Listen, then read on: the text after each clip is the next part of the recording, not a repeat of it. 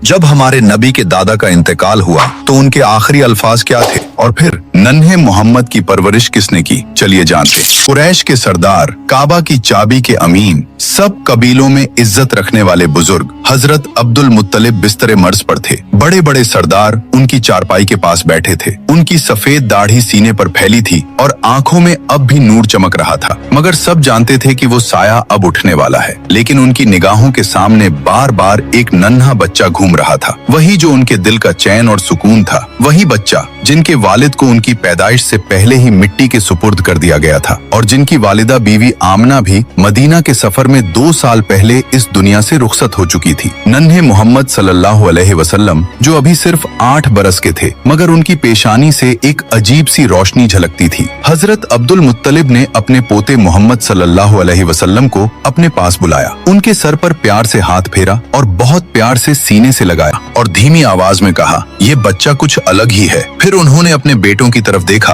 और बोले, मेरी बात ध्यान से सुनो, इस बच्चे की हिफाजत अब तुम्हारी सबसे बड़ी जिम्मेदारी है और मैं ये अमानत अपने बेटे अबू तालिब को सौंपता हूँ। ये सुनते ही हजरत अबू तालिब की आंखों से आंसू बह निकले। वो बहुत ही तंग हाली में जिंदगी गुजारते थे, माल दौलत ज्यादा नहीं थी, मगर दिल बेहद बड़ा था। उन्होंने वालिद से कहा, अब्बा जान, आप बेफिक्र रहें, मैं इस बच्चे की हिफाजत अपनी जान से बढ़कर करूंगा। कुछ ही दिनों बाद वो घड़ी आ गई जब मक्का वालों ने एक और बड़ा गम देखा। हजरत अब्दुल मुत्तलिब का इंतकाल हो गया। कुरैश के लोग सदमे में थे, मगर सबसे ज्यादा गमगीन थे नन्हे मोहम्मद सल्लल्लाहु अलैहि वसल्लम। पहले वालदा का इंतकाल हुआ, अब दादा का साया भी उठ गया। आंखों से आंसू बह रहे थे, मगर उनके दिल में एक अजीब सा सब्र था। कोई और बच्चा होता तो रो पड़ता, बिलक पड़ता, मगर आप खामोशी से आसमान की ओर देख रहे थे, जैसे वहीं से दिल को सुकून और तसल्ली मिल रही हो। अल्लाह ताला ने ये दर्द अपने प्यारे नबी सल्लल्लाहु अलैहि वसल्लम को इसलिए दिखाया ताकि आने वाली उम्मत को सब्र और भरोसे का सबक मिले। अबू तालिब ने उस दिन से मोहम्मद सल्लल्लाहु अलैहि वसल्लम को अपने घर में ऐसे रखा जैसे औलादों का ताज हो। घर छोटा था, खाने में अक्सर कमी रहती थी, मगर जब भी मोहम्मद सल्लल्लाहु अलैहि वसल्लम साथ बैठते